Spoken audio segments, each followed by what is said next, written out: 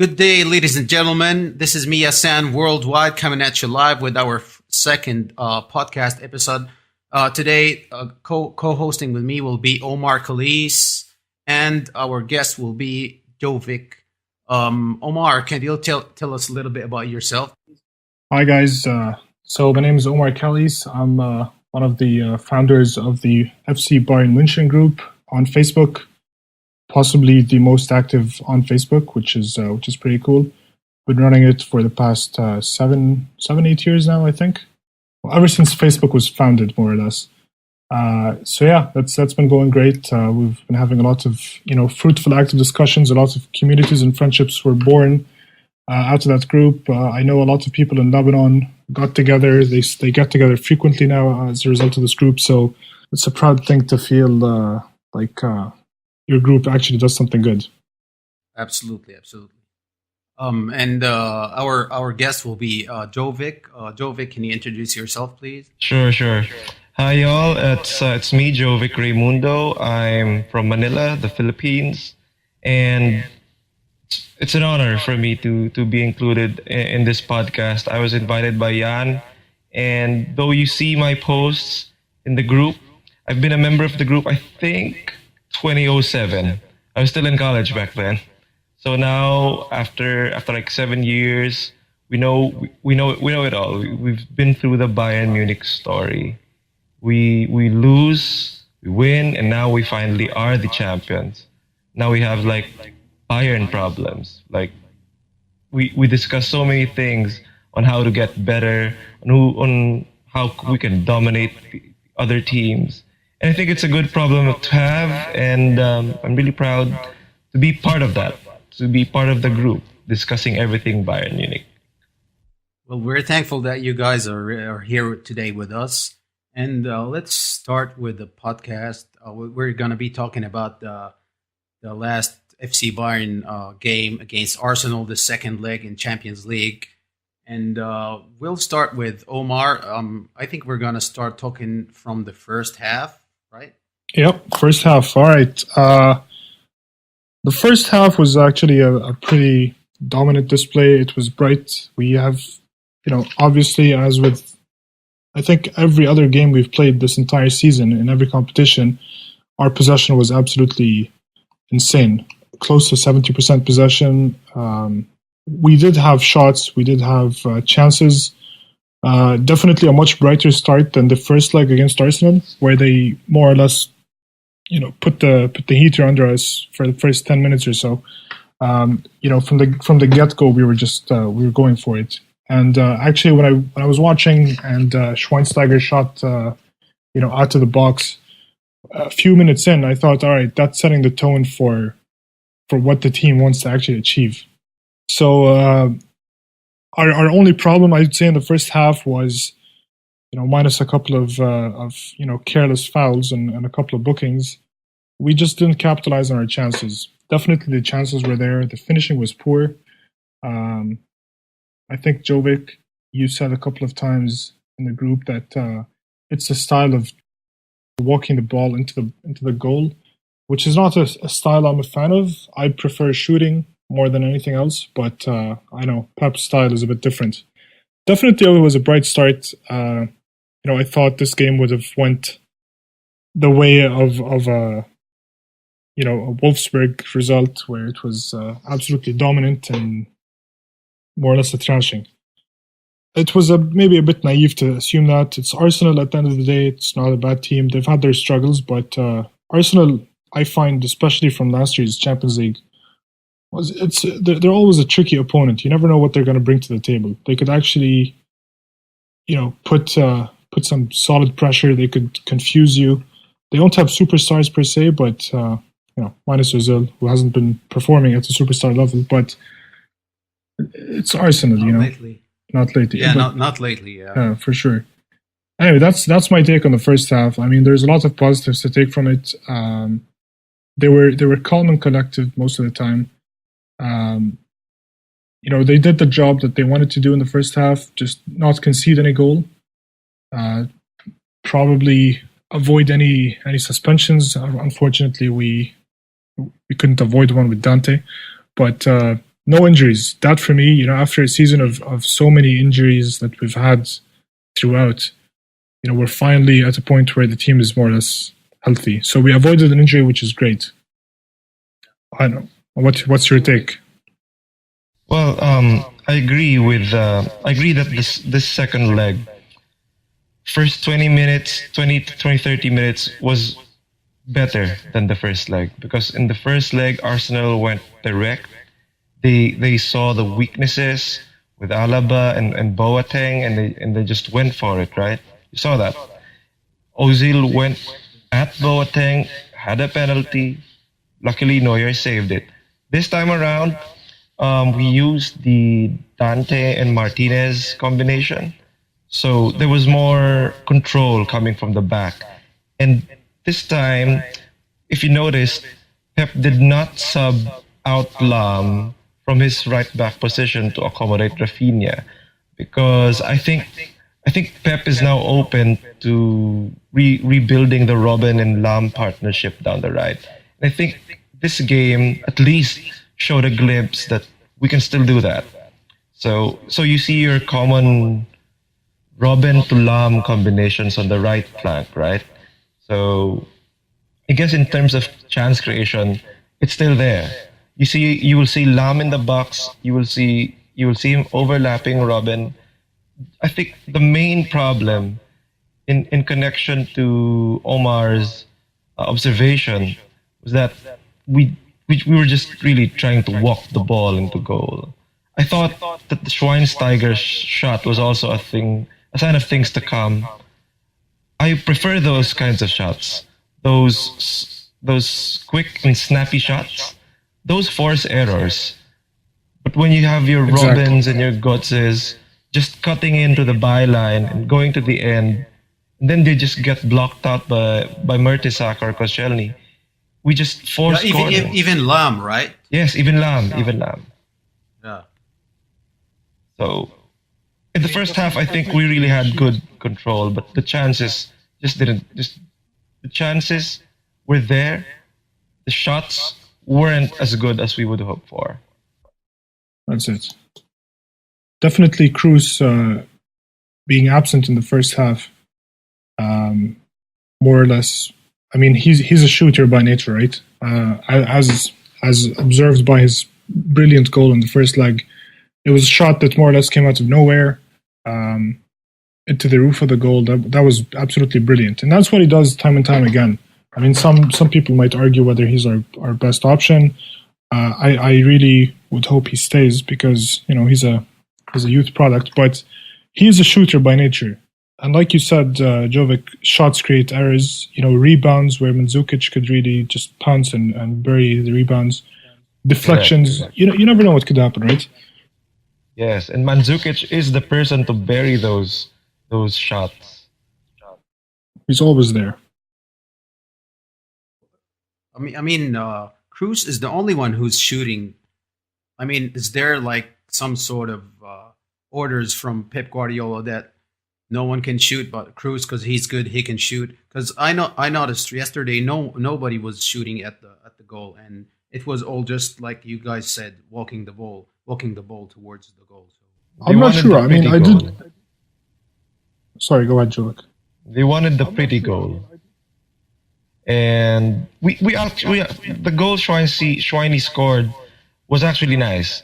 There was a faint delay from Ribery, and then Schweini even had time to collect and shoot right. So that's an example of nice passing leading to a nice goal sequence. But in the first half, you always saw those sequences where Götze just ran and stopped, and the ball is out or a corner. That's the type of shot.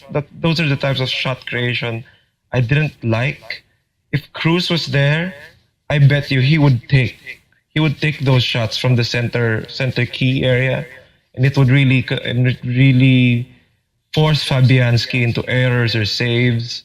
It would force Mertesacker to step out, and then Cruz can pick out those sneaky passes. Especially that Mertesacker is really slow, and we didn't capitalize. They didn't take advantage of it. So exactly. So.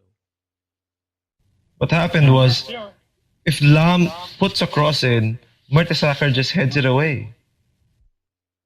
Yeah, because he's really tall. Yeah, he has these lanky legs where he could just pick up anything from like a few feet away. I think Mertesacker generally had a pretty solid game. Their central defenders had a pretty solid game. They had the lack of judgment and more or less missing defense completely when Schweinsteiger scored, because he had all the time in the world by himself in the center of the box. But other than that, I think they did a fairly good job at shutting down, our attacks. And one of the things that I noticed time and time again, I think you touched up on it, but most of the attacks were on the right anyway. 53% of attacks were from right. Or from the right. You'd see Robin and Lam cutting down the right, like they normally would. Actually, it's the first half. This is a fact. Like 53%, more than half of Bayern attacking play in the first half came down the right flank. Yeah, that's the first half. But they were trying to expose Vermaelen. He's slow. They tried to exploit him, which is a good tactic. But then, they would run down the right. A couple of times you'd see Robin stop, turn in a way where you'd think, oh, there we go, one of Robin's classic signature shots. But then for some reason he would cut back towards the goal line and then be forced into either taking a corner. Looking for a pass. Yeah, looking for a pass or... but the problem is when you try and do that time and time again and you realize that you have Koscielny, Mertesacker, and then later on you had a couple more yellow socks in the box blocking these passes, I would think strategy should change. It went on for the full 90 minutes, more or less. They tried that over and over again. I agree with you.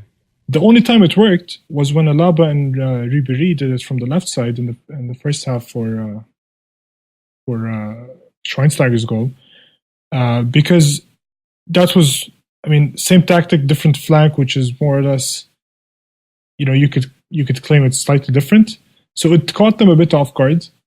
But this is where shooting from outside can come in handy. If you have people who can shoot, you definitely have Schweinsteiger. You have Lam, who has a decent shot. We've never seen him shoot from a distance. Even Robbery, they can shoot from outside the box. They can. Robin's shot can. And Thiago as well. He's good with shooting. Accurate shots. Exactly. Definitely, we're not in a position where we lack shooters, especially from outside the box. I don't know. So is it about Guardiola with the passing and not shooting? You never know. I think maybe one of his favorite tactics is possession control, right? So only give up possession when you know that it's going into the goal. At that point, you have to give them possession, but you're one up. If you shoot, you risk either having the keeper save it, and then they could start something from the back. It could go off completely. So I'm not sure exactly what his philosophy is on this. Definitely, if you want to compare his style to Hank's style of last year, we used to shoot from a distance quite a bit more. Still not enough for me to say, all right, we're a shooting team. But definitely under Jupp, it was more of a shooting game. So I agree. I'm not sure. I just read this article. Fortunately, it was in German, and I don't speak German, so I had to settle for Google Translate to try and figure out what was going on. But Beckenbauer, more or less, I think, indicated that Pep does have this anti-shooting philosophy where he not forbids, but I don't think he encourages shooting from a distance. I didn't really get the gist of it. Google Translate, I think, did a very poor job at translating it. But if someone speaks German, I'd definitely like to get their input on this article and see exactly what was mentioned. But if Beckenbauer can see it, then that means the normal fan can see it too. We were seeing it all the time, and it wasn't working. For sure. You say about the power of our shooters, we don't lack. But if you have a Mario Götze, basically in a free role, why wouldn't Why wasn't Pep instructing him to take a shot or line up Thiago for a shot? All what was happening was if Thiago ran into a wall, like if he saw Arteta or Mertesacker or Koscielny in front, he would just pass it back and we'll do it again and again. And then Arsenal would have the ball, and then maybe our two center backs and Schweinsteiger will try to tackle. We get the ball, and then we do it again. So you see, for 45 minutes, I thought it was a bit frustrating. I knew we were going to score. It's impossible to keep us out if we play like that. But Even the Wolfsburg game, I mean, the 6-1 result does not really reflect the Wolfsburg the game. real. Yeah, I mean, the 6-1 result is not does not reflect the real play in that game because we weren't at our best. I think, right? No, the difference is Wolfsburg collapsed after the third goal. Was it? I think after the third goal where we started scoring freely, and then we had the luxury of doing nifty tricks and trying to take random shots that were a bit odd that you wouldn't normally take. So if we just stuck to the progress, it could have been more than 6-1. But I mean, for that game, I'd definitely give Wolfsburg credit. The first half, they did a decent job at keeping us at bay. Again, they took us off our I guess our stride, if you want to call it that, where they troubled us a bit. But that brings me to a point for the second half when we get that, and we'll discuss it in a few minutes. Yeah, I know. So I think it's a valid question to ask. Are we coasting too much, or taking the game too lightly in the first half? And then only when we sense urgency do we raise the tempo in the second half. Because in the Bundesliga, you can do that. We can punish a team for their lack of composure, like Wolfsburg did. But against Arsenal, even though they aren't as strong as they once were, they still have that Champions League experience. They still know when to raise their game or when to bunker up on defense. And I think it's an internal problem. Are we coasting too much, or maybe our sense of urgency just kicks in when the opponent tries something different? Our games against what you could call as a tough opponent, I think we were costing. Like it was Arsenal the first leg, and we only scored after one player was sent off from Arsenal, and then it was Schalke and Hanover, who are really weak, and then it was Wolfsburg, who were really good in the first half, and then yesterday against Arsenal again in the Champions League. So, but with regards to that, I would say that one of the reasons that it might seem like we're coasting, I'm sure it's not an intentional coast, but Pep hasn't fielded the same team twice consecutively all season long. I don't remember the last time where the same formation, the same lineup was for 2 consecutive games. So it's a matter of either his rotation system wants to keep everyone happy, or he's just trying new things because even though we're coming to the close of the season, he's still new to the team, he's still seeing what his options are. The first half usually tends to be like, all right, we're experimenting with this, it didn't really work out. Second half comes on, we bring in this player. For example, the Wolfsburg game, after he brought in Thiago at the half, you definitely noticed that the entire dynamic changed towards the Bayern that's been dominant all season long, where it was killer passes, cutthroat attacks. So it's sort of like, let's try this thing. If it doesn't work out in the first half, we have the depth and the options to actually bring it back to status quo in the second, I would say. But, I mean, that's one thing. Another thing would be possession game, in my opinion, could be easy to defend against if you don't really give them options to attack. So if you have like 70-75% possession in the first half with no chances, you really are playing the game, but the opponent is just parking the bus and if all you're going to do is walk the ball into the goal, then if they park the bus, you're going to have a hard time. So it comes off as coasting. It could be a problem in the future. If we It face could be. a tough team, we can't afford to coast like that. We can't. cannot, that's for sure. Agreed. Another problem with the coasting is, and it's not really coasting, but when you're playing that type of game, and you have your center backs pushed that high up into the pitch, most of the time you have the entire team in the opponent's half.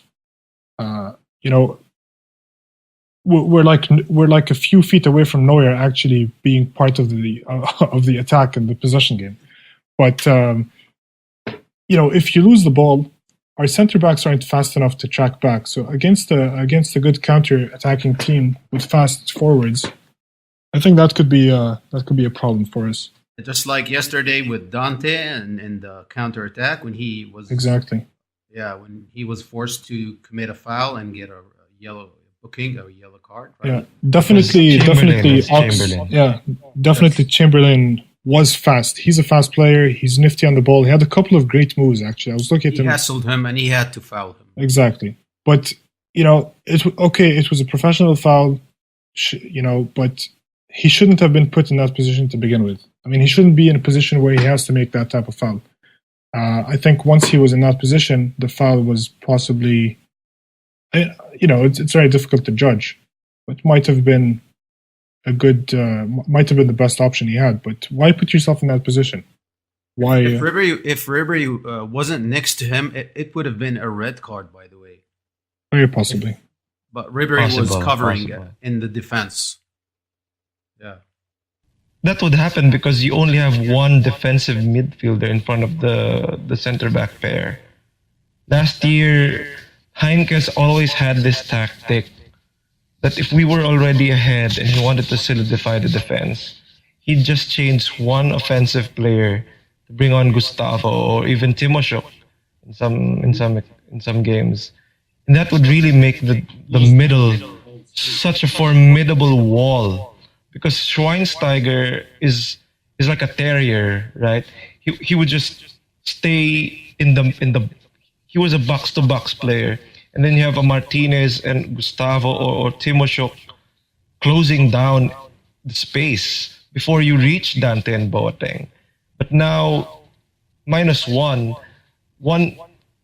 opposing teams will now find a way to isolate either Schweinsteiger in the middle and catch the two center backs alone. That's what happened. That's why Dante got that card.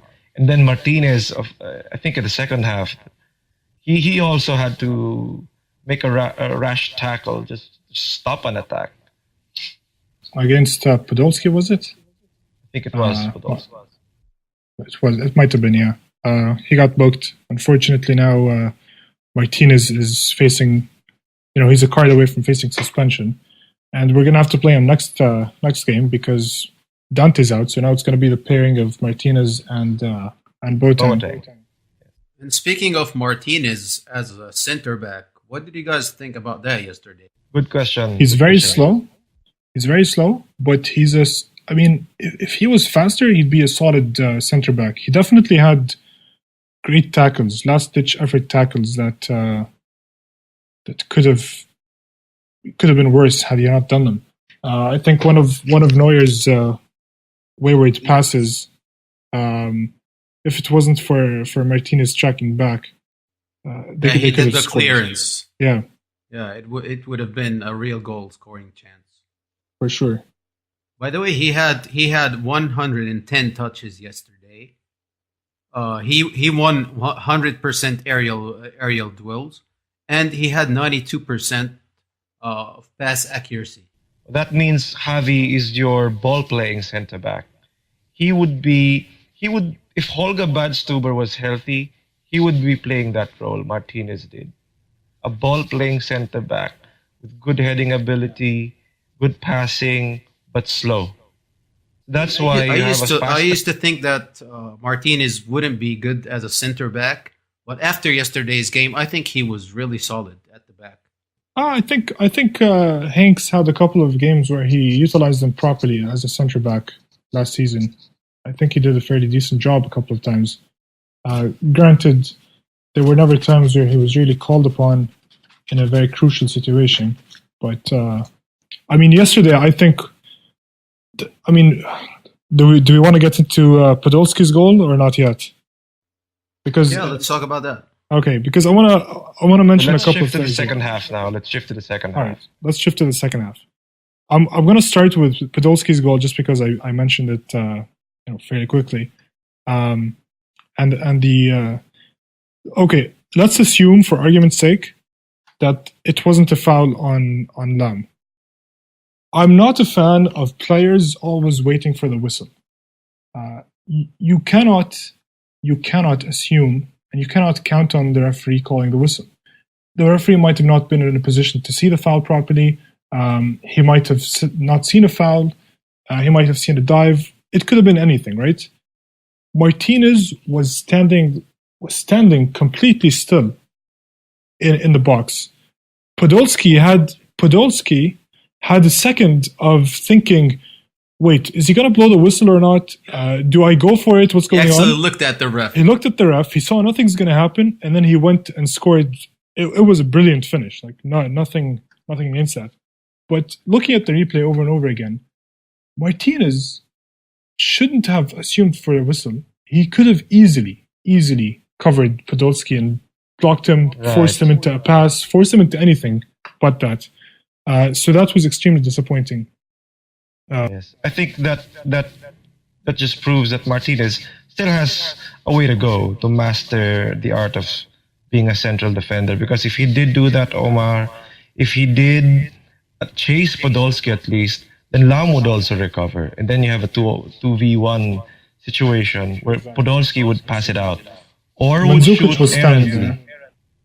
Yeah, exactly. That's it. They would have at least forced him to do something that wasn't a goal scoring. He wouldn't dare to shoot like that. Yeah, although it was a really hard shot, but not against one or two. Exactly, and even Neuer was, after the goal, instantly went.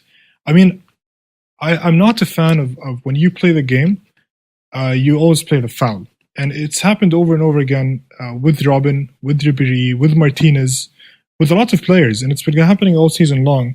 Where, the only player that I would give my hats off to and says he only stops when the whistle is blown would be Thomas Müller. Thomas Müller. You could have people punching him in the face, and he still has the ball and he still has a chance to go. He will go for it. Robin yesterday a couple of times. I mean, this is going to bring up a huge debate whether he dove or not, and I think the way he took the foul was a dive. He was obviously fouled a couple of times, but I mean, if you have to fall down just to get the foul, it means that you had control of the ball. It means you could have possibly went for it to create a couple of goal-scoring chances. Which one are you talking about? Because he had like three. He had three. Well, the Cazorla one in the box, I think it was a terrible. Obviously a foul. The replays showed it was a clip a couple of times. But the exaggeration was drastic. That's it. There's so much. I don't think it's about exaggeration. I think that he wanted to continue with the play, and then after he thought that, I can't get the ball and continue with the play, I had to dive and fall down because it was a real foul. But yeah, I understand what you guys are talking about. That's it. Like I'm not really bashing him for diving. I mean, it's a very fine line. He could have fallen down from the first time, and he would have exactly done, would have been a legitimate foul. Would have not been a dive. I think he embellishes and he doesn't do a good job at hiding his. And sometimes I feel that he goes to the ground so he wouldn't get injured because when he plays fast and with pace and he makes sudden changes the way that he moves from left to right, it could get him injured. So I think sometimes he would be forced to fall down, possibly to avoid the injuries. But I think in general, I mean, with a team of this caliber, with a attacking flow that they have, I would assume, or I would expect, maybe naively in this modern world, that you play the ball, you play the game. You don't play the whistle or the foul. Yes, you might have been fouled. Yes, you might have been wrong, but referees will always make mistakes. They've made so many, they will always make mistakes. They're only human. There are so many tiny fouls that could be counted as fouls, but they're so tiny that it's difficult to see. The one on Lam in the penalty box. Exactly. Yeah. In front of the assistant referee. I mean, well, let's not talk about the assistant referee. I think the fourth and fifth officials are absolutely pointless. I don't think they've done anything that's useful so far, especially when calling. Was right in front of him. I mean, where was he looking? Lam was being drawn to the ground from his shirt. But and definitely these types of plays. Now that we're discussing the second half, were a result of Arsenal putting some pressure, where we, you noticed the players panic a bit. There was rattled, a lot of they were rattled. Yeah, they were rattled. Exactly. Definitely doesn't last long enough, but it's long enough for me to actually stress out and be nervous about what's going to happen. It's a mental game. If you lose mental focus for a second or two, you could lose the game. Luckily, we have the 2-0 lead advantage, but still, we shouldn't count on that advantage to actually be rattled by this type of thing. Yes, teams will always come for the attack. That's their job. That's what they're out there for, right? Our tactic of preemptively controlling the game, doing it early on so that we could dominate. That's great, but you can't assume 100% control the entire time. It's how you bounce back from. It's how you bounce back after you lose that control, and how you regain control of it. I think we regained control. We regained control. It was a bit sloppy, I found. And after Tony Cruz was substituted in, you mean? Maybe, yeah. Tony Cruz definitely did some good to control the game. I mean, at this point, I might be nitpicking over something that's very trivial, but as an avid fan and as a follower, as a person who's watches the game for entertainment purposes as well, I haven't had that nervous feeling in quite some time. Yesterday, I had it maybe for a couple of minutes, but I had that same nervous feeling you had, Omar. Nervous feeling. I have that in every Champions League match. Okay, yeah, I agree with you. For sure. In every Champions League match. But especially against Arsenal, I was thinking, is that going to be deja vu again? Are we going to pull the same stresses we did last year? Definitely, I mean, a lot of people might be extremely critical of the team, saying, oh my God, no, we have to be 100% the entire time. Look, we had a couple of off games last season, but look what we've accomplished. We've broken records domestically like no tomorrow, which are, in hindsight now, all the records that we broke are trivial because it's being broken with more pomp and circumstance this year. Even the Champions League, we had a couple of off games, and we ended up winning a brilliant tournament against a brilliant team in the most brilliant fashion. So definitely a one-off game is not something to be concerned of, but it's not something to take lightly as well. I mean, definitely complacency would be a disaster. It's still our greatest enemy, complacency. Our own sense of complacency when we think we have 90% control of the game. Because if Pep Guardiola is our coach, right, you would read in the past articles about his old Barcelona team that the possession is also defensive in a way that it lets the players rest with the ball. So sometimes you see we just back pass because we want to rest after so much pressure to get the ball back. What that could work, but what Arsenal sensed was, and they're just this unpredictable team, right?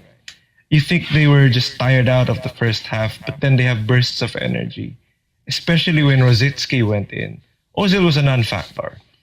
So when Rosicky got in, he was tackling, he was passing. Then you suddenly saw the Arsenal players moving forward. and then you saw us panic a bit. So those are those little instances that maybe we can iron out in the next few games. Maybe we can practice that in the Bundesliga and then apply it in the Champions League, whoever our opponents are. And for me, you're correct. I just dislike the fact that we fish for the referee's whistle. We should just keep going, because if we keep playing on, the chances will come, and maybe even better chances will come from there. For sure. Penalties aren't 100%, but a shot on goal has more of a chance of going in if we just kept on playing. Could be a deflection, could be a mess up by the keeper, could have been a nice rebound where you could bury it. But I mean, if you want to compare like the Bundesliga, at this point, I think teams are giving Bayern way too much respect, with a 20-point lead and an upcoming game against Leverkusen, which could effectively seal the title in a couple of match days. A lot of teams aren't fielding their best players because they're like, all right, what's the point? We're going to lose anyway, or this win against them, or like, not much is going to happen. Let's save our players for the next game. Whereas in the Champions League, it's do or die. You have no choice but to go all out. I think we're not complacent in Bundesliga. We're not at all. While we're dominating, so I don't get it, to be honest. I mean, why would we be complacent in Champions League? And in Bundesliga, I mean, we're like 20 points, we're 20 points clear, and we're not complacent. So, are you sure this is about complacency? Because I don't think it's about that. It's not about complacency 100%. It's maybe it's about the level of competition. I think it's maybe about defense, because basically we want to control possession. And if we don't control possession, then we'll have to defend, and we're not the best in defending. We didn't concede many goals this season because we control the ball. What do you guys think about this? I mean, the defense. Yes, this is one area I think we have to weigh in on, because if you just compare this team from the last season. We shouldn't be counting the number of goals conceded, but we should be looking at how opponents are restricted when they face us when we're the defensive team. Juventus couldn't do anything. Barcelona, when we hunkered down, when we hassled and harried them, they couldn't do anything. But this year, you can see some teams can get behind us. Manchester City is an example. Arsenal became an example, and I do hope in the next round it doesn't happen again. Well, I'm sure it won't. It's got to be, onwards and upwards, right? Definitely, Pep is a smart individual. Samir as well. They look at what's happening, and they critically analyze and try and see why, and try to prevent it. And I don't think we've seen the same mistake happen over and over again this season. I think they've learned quite a bit from their mistakes. I think they fixed one thing, a different hole comes up. It's still a learning curve. Don't forget, this is Pep's first season with the team. He's a perfectionist, so whenever he spots any mistake or any problem, he just goes to fix it instantly, right? For sure. Yes. So I think maybe if the lineup gets fixed, if we follow a winning team formula in the Champions League, maybe we would be more consistent. Because that was the case last season, right? Heinkes wouldn't really change the winning team. It was only when Cruz got injured that Muller had to be in there. But basically the team last season, when Cruz got injured, Muller and Robben played the Muller used attacking. to start in Robben's place. Yeah. But honestly, looking at the squad we have, if you look at the squad we have right now, can you pick out the first starting team? If I was Guardiola, it would give me nightmares. I think it is giving him nightmares, which is why we see such a frequent rotation. And too much quality. I think on some level, it's smart that we're consistently changing our lineup, because it becomes less predictable for the opponent. It might not have been, after the game starts, you might realize, okay, it's not the best choice. But the amazing thing that we have and no other team has is, all right, this didn't work out, no problem. We'll throw in these two players who are world class, and done, problem fixed. And we saw that. We can change formation too. We can just seamlessly change it. Really versatile. We can go for many tactical and many different formations with the same squad even. I think we can actually field 2 Champions League quality teams with what we have. And now with Lewandowski coming in next season, I mean, do you get rid of Mandzukic? You No. can't. I'm not the biggest fan of Mandzukic, but he's really proven me wrong this season. He's been playing amazing. You can't get rid of him. I'm just waiting for a formation where we see Neuer not in keeper. We see him as like a sweeper or something, where maybe Tom Stark plays as keeper, and then you see Neuer. That would be something to see. We would see Muller in the red Bayern jersey, not the white one. I think Neuer definitely could be a pretty decent outfield player. In any case, absolutely, he's really clever and smart, and he has good ball possession skill. I want him to take the penalties from now on. It would be great. And he has the confidence in. Yeah, I mean, remember the Champions League final in 2012? well, after that final, I lost respect for Cruz taking any penalties. I mean, if you're not going to man up and take a shot, don't take a penalty ever again. But Neuer came in big, perfect shot, beautiful finishing way of shooting the ball. Choosing the right angle, and he's I don't know where he gets it from. I mean, he's really calm even when it's the most dramatic moments in the games. Well, he's the Germany number 1. When was the last time you saw a Germany number 1 who didn't actually do a bit more than goalkeep, right? They're all beasts. They're always leaders. That's true. They're beasts. Like, you see Neuer really commanding his box. He does have the occasional screw up, but I think that's because he gets so bored he wants to do something else, and then he realizes he's in over his head.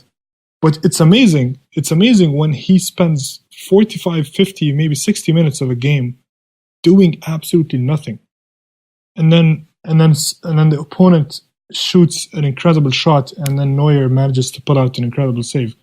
If it were me, obviously this would be one of the reasons why I'm not in any position to be a goalkeeper, but I would definitely have lost concentration. You'd lose focus, you'd lose drive, you'd be cold. You stretch before the game, you expect to do things, but then you spend more than half the game doing nothing. Some drop off your level, because you remember when he used to be at Schalke, he was involved with everything all the time, non-stop saves. Yeah, but that's a testament to how it's great different, and he's still as good for sure. It's very important for the system now that Neuer is really involved, because if you could notice the passes he punts out of his box, most of them do go to the Bayern players. Robben can catch it. Ribery can catch it. Mandzukic can head it towards his wingers. So it's really, Neuer is our first point of attack. His clearances are not just defensive. They are attack starters. And that's what's really formidable about us. You really can't underestimate his skill anymore. I mean, people still think that the Casillas, the Czechs, the Buffons are the best, but they don't have as much skill as Neuer has, or at least he's showing right now. It's at a different level. I've never seen a goalkeeper play like that. I absolutely love how he starts the attack, even if it's not kicking it out. If he just throws it to a player, let's say there was a corner kick, he catches it. Within a second or two, he's already launched it to someone who's attacking. He reminds me of Chilivert, if you guys remember that goalkeeper. Jose Luis. He used to be Paraguay's Paraguayan keeper. The one that used to take on the free kicks. Free kicks, penalties, everything, yeah? He reminds me of Chilivert, actually. And then Neuer can also throw the ball very far. If he was given the chance, he would throw it and the ball would be passed Yeah, out. with his hand, you mean? Yes. A one-handed throw. He could do that. into the other half. It's crazy. But So we're that's really what I lucky to love. have I it. mean, I love the fact that we have so many smart players. You have Philip Lahm, you have Tony Kroos, you have Neuer, Muller. you have Muller, who's a smart player. I mean, these people, these people have, like, these players have a vision that is hard to describe. They can see things a step or two ahead, and it doesn't always work out, but it's always putting the other team in a position where they're like, "Oof, what just happened?" Pizarro has that kind of vision right now. I've never seen him play like that. Those back passes he does at 35 years old. It's beautiful to watch. I think that Muller was the main player that we needed yesterday against Arsenal. Don't you think so? I mean, Correct, if he correct. started, it would have been a little bit different. Because he's so Muller's one of direct. those players. Exactly. We've learned over time. You never take Muller out, and when in doubt, throw him in. He will sneak in between Mertesacker and Koscielny and drag them everywhere. And then you'd see our players have free shots. Götze would have more free shots if Muller was there. I would have gone for Muller over Götze yesterday and Good keep point, good Thiago point. or Cruz and Mandzukic at the front. Definitely an extremely exciting season. I never thought that we could top off the previous season, but here we are at the point where we're thinking possible, extremely. I mean, I'm sure the domestic double we can almost guarantee. Nothing is guaranteed, but you can almost say it's done for sure. Champions League, it's. I mean, yeah. The thing is, you're gonna have to go through the big teams to get to the final. I don't think we can. I don't think it's impossible. It's gonna be a lot more difficult, but with the squad, with Pep now having full options minus. I mean, who's the only injured player right now? I think Badstuber is the only one who's out. Shaqiri, is Shaqiri back or is still injured? I think he's recovering. He's recovering. Yeah, it's more or less back. I think Because he wasn't even in the substitutes, if I'm not mistaken, right? no, he wasn't. But I mean, we definitely have the option to choose from a full squad again. Yes. So exciting Important. times to come. That's for sure. That's for sure. Yeah, yeah. And speaking about consistency, it has been going on since last season until now. I mean, I read this in the last 100 matches that Bayern played, the last 100 games, they have scored in 100 of them at least one goal in all games, all 100 games. I think yesterday was one of the very few games this season where we didn't score two. Yes, that's right as well. So it's like a record broken. Most consecutive games with two or more goals. But whatever, these records are trivial in hindsight. Well, if you look at these records, maybe the more important thing to discuss, of course, we're gonna have these records broken. It's nice to have them, but with a team like ours, where we can feel like two Champions League caliber teams, one the starting 11, the other the bench. Do you think that the fans or the people in the group at least are overreacting when we seem to play underwhelmingly but still get a result? We played to win, but we didn't, but it was okay. And some fans will go crazy. They'll demand like 5-0, 4-0. But when we come up with a dull 1-1 draw, the bashing starts. But some of them are not doing the bashing for the result, but for the performance. You know, The performance, yes. yes, we got the result and we advanced, but me and you and Omar as well. I don't think we were happy with the performance yesterday, right? Well, I mean, at the end of the day, I wasn't. At the end of the day, the way it is, It wasn't our brightest performance. for sure. But We got the job done, but But you spend a couple of hours a day watching a game. You think to yourself, I'd like to at least enjoy it. And a lot of times I think of it this way: if I were a neutral, spectator who doesn't support either team, I just want to watch the beautiful game of football, would I have enjoyed the game? If my answer is no, then at that point I would demand a nicer performance, a more complete one, where I would say, all right, this was a nice game. The result doesn't matter at the end because we got it regardless.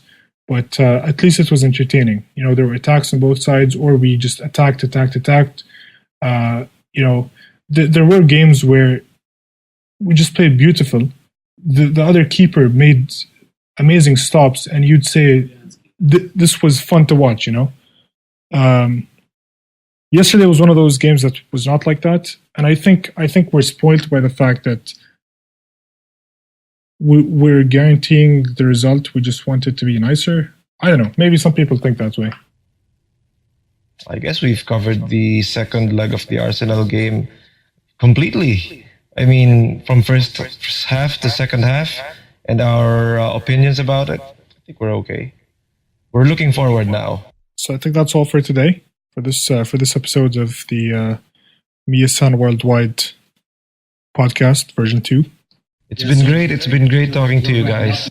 We'll see you next week. We'd like to thank Jovic for being an awesome guest.